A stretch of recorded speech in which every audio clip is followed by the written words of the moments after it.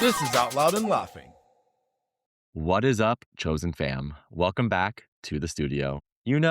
Sometimes you meet someone whose wit is so sharp, you're afraid you might actually get a paper cut just listening to them. Today's guest is a journalist, a cultural critic, and the unofficial king of the Caftan Chronicles. He's been a staple at Queerty, a voice now in the 305, and a man who can break down the evolution of the gay himbo with the precision of a surgeon. Please welcome to the pod the one and only Johnny Lopez. What's Hello, up? hello, guys. Nice to be here. Oh man, Johnny, we are so happy to finally have you with us in the hot seat. But before we get into the heavy lifting, how are you actually doing and what are the hot topics you're focused on at the moment? Man, I am good. It's a hectic week. The hot topics. I don't know. This week we had I Sam saw Asghari that. doing a Mr. Prep campaign that was very homoerotic. What else? We're coming off Met Gala brouhaha that people are still talking about. And I don't know. There's always I feel something going on with like Grinder and the gays. So like we're always covering the latest with Oh that. my God, I So love over it. at Well, Queerty and Johnny, stuff. we kind So of want to start with the roots. So, John and I are from Florida. We're Florida boys through okay. and through, but we also very much identify with the Cuban background, being Cuban, like yourself.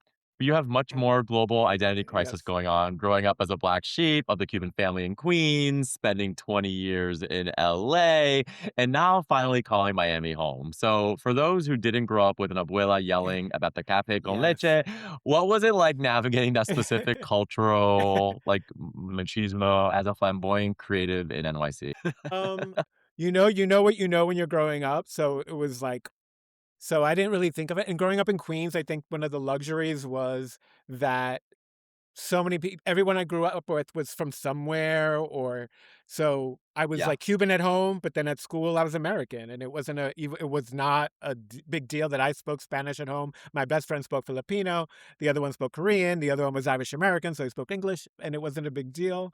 So my Cubanness, I never like or Latiness never struggled with at all. I got so much confidence from my parents at home about, being, pro Latino that I never felt um, any sort of prejudice against on me on that level, as opposed to actually cousins that grew up in Miami who felt very not American, very not Cuban, and I couldn't relate in a way because I was like, I'm American, but I'm Cuban. Yeah, yeah. Um, and then the gay thing obviously came into play kind of later, but I was also fortunate that That's my good. dad was not a super macho guy, like so he was Latin and had a lot of and coming out for me was by no way easy, but I didn't have that like stereotype of a macho father, which I'm very grateful.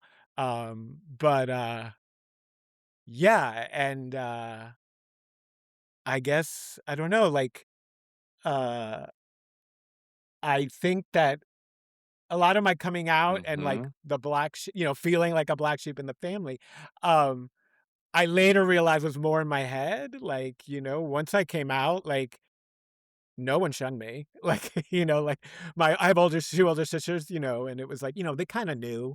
Everyone kinda except my mom. My She mom knew, didn't she know, and I knew. was like, "How did you not know? We used to watch Dynasty together." Uh, I was like 9 years old, cuddled on the couch next to her watching like Alexis Carrington, like all that. But yeah, it was my own struggle and then once I came out, they all pretty much accepted me and it was very lovely. And I'm fortunate for that part of it. You were talking about everything you thought about coming out was different after you came out. So I was just curious to know like what those were and what changed. Oh, I mean, I could think I had a lot of those thoughts. A lot of people, like, I thought I'd be like my parents would shun me and friends would turn against me. And, I was very concerned with everyone knowing that nothing has changed. I'm still me. I'm still Johnny. And I was like so concerned that they thought I was going to be like completely, once I come out, like I'd be this different person. And like I said, a lot of all that was just in my head circulating. And yeah, it's funny because my I'm the youngest. My middle sisters who I was closest with and was sort of a mentor to mine. Like she went to FIT and she would like she was how I got my music interest and like what took me to the village and got my haircut at Astor Place when I was little. Took me to my first club. Like her and her girlfriends from FIT back in the day, the clubs you had to get picked. And Yep. I was like 15. I didn't know. And she was like, we're going to a club. Like she was my mentor. And then when I came out to her, she didn't react. She's not a very emotional person. She didn't overact or very emotional. She kind of was like, okay. And I was like upset because I thought it meant like she doesn't she doesn't wanna talk about it, and she doesn't and what it really was like nothing had changed for her, like, Mm, and, like, it's a good she didn't give example. me the reaction that I was expecting in the moment. I wanted her to be more like, "Oh my god," she did say, "I love you," but she was, like, not overly emotional. That's not who she is, and, like I said, she acted just like, "Okay, do you wanna go Yeah. pass the ketchup?" Like something like ran and I was the one that thought that I'd get more of a, like, my god, and then because I didn't get that, I interpret that as one way, but in actuality, she really was like, "Nothing's changed, like, you're my brother, I love you," and it took me a while to realize. But I think it's interesting because we all kinda grew up the same in that, like, very Cuban. I'm sure we were raised Catholic, like, very strict, and so that Yeah, fear was valid, right? Because we were all scared because we were all taught that this was wrong and we shouldn't yeah, be this way, and so we all yeah, you got lucky. I think not all I mean, John and I were lucky as well, but not everyone gets that same luck, and so it's just nice that we all had that experience, but, yeah. did you run into any pushback in your family? I mean, when Yep. there was no shunning, but, my mom took some time to fully embrace it, like, she thought she did something, and also initially, I It don't know all about your family, I but, love it. my parents are very much like, they're very Me they're too. very much like, "Echar pa'lante," move forward, don't talk about stuff, push it under the rug, and so, like, I came out, and then, like, they didn't really mention it, and I didn't need them to shout it from rooftops, but I'm like, "We are not being silent about this." And, like, I gave them, like, a couple years, and finally I was like, "Hey, like, we don't need to talk about this every day, but I don't want there to be this silence. I need to be treated like my sisters. I want you to, Yeah. if you ask about their partner, I want to be, like." And it was sort of me, like, setting a boundary of, like, because I've had gay people in my family who are older than me who were sort of like, "Oh, that's Jaime and his Yes. roommate," and, like, again, they weren't shunned, but that's just how they dealt with it back Mm-mm. in the day, and I was, like, not gonna have that. I was like, "I needed to be treated exactly like my sisters and da da da." And once I kinda set that boundary and they realized, like, it was also them not sure because of how they were raised in the time, like, you don't talk about that thing, right? And I was like, "This thing is not a bad thing, like, we can talk about it, like, being gay is not a Yes. bad thing." But I think there in their mind was like and then because of they weren't talking about it, I wasn't talking about it, and, I didn't live in my I was already living in California when I came out to them, so, like, I wasn't seeing them every day, so, I just had to kinda put that line in the sand of, like, I can't be this thing that isn't that aspect of my life can't be this, like, untouchable topic, You've so definitely taken that into your career. You have not stayed silent. You have not pushed anything under the rug, and you've had this incredible run at Queerty.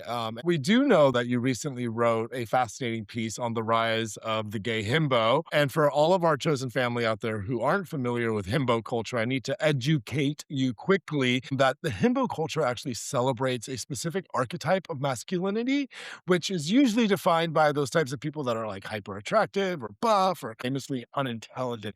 So, you wrote this incredible piece. And as someone who documents our culture, I'm interested, do you feel like we're moving towards a more playful, less serious version of masculinity, or are we just sort of recycling old tropes with better lighting? Um, I definitely think with the whole expansion of identity that we've had of, whether in the LGBT community, but as a whole too, I just think there's less of of a foot on masculinity's neck. And you're seeing it with straight Mm. guys embracing, you can say co-opting gay things, but like whether it's fashion and like sluttier gym wear, being more thirsty on, there's just this like things that were kind of relegated to like, that's what gay guys do. Shorter shorts. I feel yeah, yeah. I feel like you definitely see straight guys doing that. Uh, as much as there's still toxic masculinity, you definitely see more straight guys comfortable with gayness, having gay friends, gay topics, I think, like, I feel like, it used to be like, I mean, I used to always say, like, in the past, like, "God, being straight is such Hervey because it's like, should I wear pink? Can I like a Britney Yeah. song? Can I like a rom-com?" Like, all these Do you things that I remember? thought about when I was in the closet, like, "Oh, if I like this song, will they know?" And I'm like, "God, you straight guys walk around with like, you're worried about wearing a pink polo? Like, what? You're worried about if you like a Britney Spears or a pop princess song?" Like, it's like so much. But I definitely think you see more of that loosening up, and I think part of it is comes with the loosening up of identity even within the LGBTQ community. You hear more of like it used to be like, how it used to be like But bi yeah, was what gay men before they because we never saw any real bi men say they were bi, and now Buy you now, actually day later. yeah, yeah, and now you actually have examples of guys who are bisexual. Like, it used to be like this thing, do they exist? Because no straight guy who was bi would ever feel comfortable saying they were bi. Anyway, and then the whole himbo thing and the body culture. I mean, I you definitely see, are they half joking? A lot of gay men specifically joking about wanting to be a himbo and like changing their body to be a himbo. But I also don't think it's mm, necessarily they want to like be dumb, because that himbo has that sort of like simpleton aspect. So I don't think anyone's trying to maybe go aspire to that, but there is to the like, I think the aesthetics of it. And at Queerty, we use the term more loosely and not as a pejorative. It's more just like, uh, you know, uh, so it's himbo makeover for this movie, and it's just because they got very muscly or whatever. Or, the short shortification of everyone, of gay or straight men, and it's sort of like, oh, this actor giving us himbo shorts, or you know what I mean? I love it. So, yeah, but I would say, I think in general, to back to your question, I do think even though I know we have the other mm. end of, like, these, like, MAGA pilled, super broy, I do think there's other like, there has been a loosening of, I think, of masculinity where, people are more straight guys especially can explore more, or, not be as, like, so intimidated about things that Times were are labeled as changing. gay, but Well, it's so so funny because John and I actually, so we doing our research, we noticed that you have this incredible ability to be mean, but in a way that feels like a hug, right? So, like, it's no, but it's like, it's honest, it's Yeah. Am I biting, but it's mean? also still rooted in, like, the love for the community, if that makes sense. So, like, how do you decide where the line is between, like, the read to filth or just being a played up hater? Well, it's funny because when I started back in the day, like Yeah. 20 years ago, it really was the mean era, like the snark, like where it was about tearing down celebs. I'm so glad we're not there anymore. But especially like now, like covering this is being a queerty was my first working for a queer site. Usually I've been in the more mainstream, covering mainstream celebrity and mainstream media, where I had to fight to try to get queer coverage at places. But when you're covering queer, I also feel like, yeah, like you can there is humor. We're a community that enjoys our humor, so there's like you can be biting Yeah. and without Agreed. being personal attacking or mean, especially when you're covering I think when you're covering fashion, especially I do a lot of the fashion, that's not attacking the person if you're not agreeing with their look. I mean, if you make it personal, it is, but Her ass but looks that so fat in that As it dress. yeah, does. yeah, and I would never do that. And also like And also, like, yeah, I don't know, we're covering projects and artists that a lot of times aren't getting coverage anywhere else, so you don't wanna I can be more neutral even if I don't love that project because somebody else does, and it doesn't have to be about my opinion at any point always, like, so, I mean, it's a balance. I think also, like, certain members of the queer community Very much so. deserve some snark and biting, whether it especially like the Caitlins of the world who are Be fighting, gone, be uh, gone. against the community essentially, It's yeah. laughable in Yep. and of itself. So in those Um, aspects, like, those types of people, like, I feel no shame in, like, or the gays in the MAGA, Mhm. administration, like, sorry, like It's the irony is hysterical, and it writes itself, which is even makes it easier for you somehow. Yeah. Now you definitely keep that snark and bitey side of yourself on Queerty, but switching platforms, your Twitter, your X account, is an absolute masterclass in observational humor. You often talk about the exhaustion of gay life and modern gay life, from the apps to gym culture, the endless discourse we all have. What is the one part of mainstream gay culture that you are secretly or not so secretly ready to see retired for good? Man. Um, Putting you on the spot. yeah. I One thing lately that really kinda bugs is apparently a lot of the Mm, gays are so fed up with the apps, with the dating apps. And I understand that, but it's like, meet yep. someone in person the way we used to do. Like like, sometimes I feel like, in the olden days when I even at Queerty aside, and I'm like, we'd go to the bar and you'd meet someone and then you'd get their phone number, and then 3 days later you'd call or they would call, and then you'd meet for a drink. And Yeah, there was no, like, investigating and every photo, and you got so much more information from meeting from someone, correct. from talking with them for the 3 minutes, however long you got to get their phone number, than you get in a week of texting back and forth. That's it, like, It's you an just get so energy. much, as we all know in real life, you get so much information. So I'm like, if you're all are so fed up, what when you go to the bar, to the party with your friends, Correct. make yourself available to not just be talking to your friends, or if someone comes up to you, not being so, like, or I don't know, like, there are other options. Like, you don't, if you're not, I don't know. I just feel like we need to go back to the analog on some way, and like, uh, if we're so so unhappy with what the option is right now, the option of meeting someone in person is there. You just have to take the risk. I know it sounds scary to talk to someone you don't know. Oh my god, I but have it's a crazy. good Go on. I have a good acronym for this, by the way. It's called I use it with my friends in real life. I go, "Girl," and it stands for Grinder in Real Life, Yeah, GIRL, okay? Like, go say hello, like, yeah. seriously, girl, That's so move funny. I on. love that. I was just telling an employee, I was like, who's younger, and I was like, I would be at the bar with my friend, and you'd see that guy that you wanna go up, and literally for, like, 5 minutes, I'd be talking to my friend like, "Okay, what should be my line? What should I say? What could be my what doesn't sound stupid?" Like, you were literally, like, figuring out, and then you're looking for that in when they're not in it was like, and that was just life, because when you were at the bars, that's the Mhm. thing, now people are on the app, so you're dating all the time. You're Yeah. 20, we're at work, at wherever. Back then, when you were out, Well, that's when you could meet someone, and that's when no, you but did it. you Anyway, not to you harp in a touch back. upon a really interesting topic because what has happened is people like instant gratification now, right? So whether it's shopping and buying something on demand, or I was out with my friends, now I want dick, so I'm gonna get on the app at home. It's like online shopping. So it's so interesting how like people just it's so about the instant and the apps allow for that instance versus putting to your point, putting in the work, talk to that person, set up time, grab a fucking coffee. And people just don't do that anymore.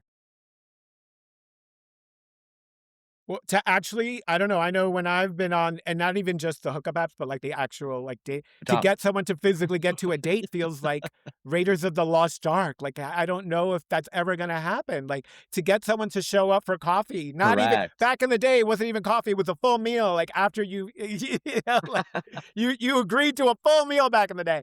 This is like, I just need you for 20 minutes for coffee, and Yeah. you're on there being like, I don't know if that's ever gonna happen. And it's like, and also like, yeah, do we know?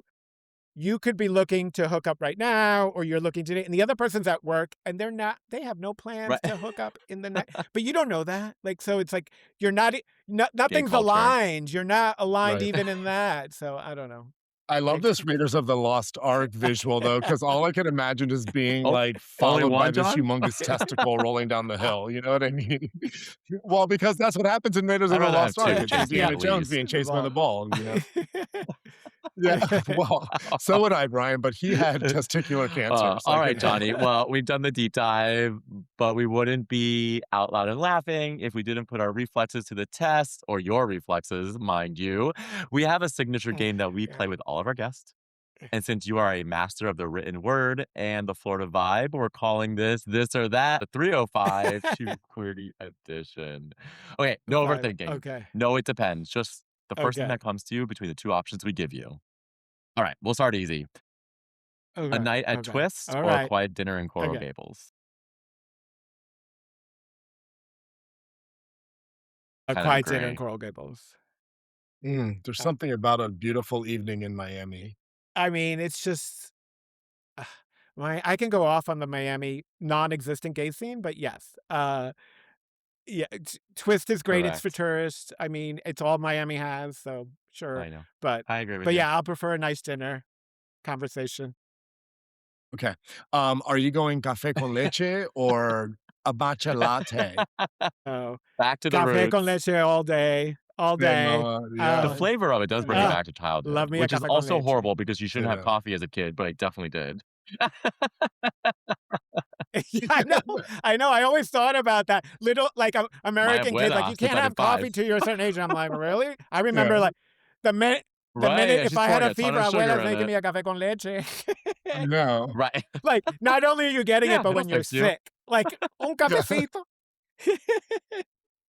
Kids are like, "You shouldn't be drinking coffee." I'm like, "Where'd I put my cigarette out Yeah, at?" You know what I mean? Alright, scruff or no scruff? totally, totally.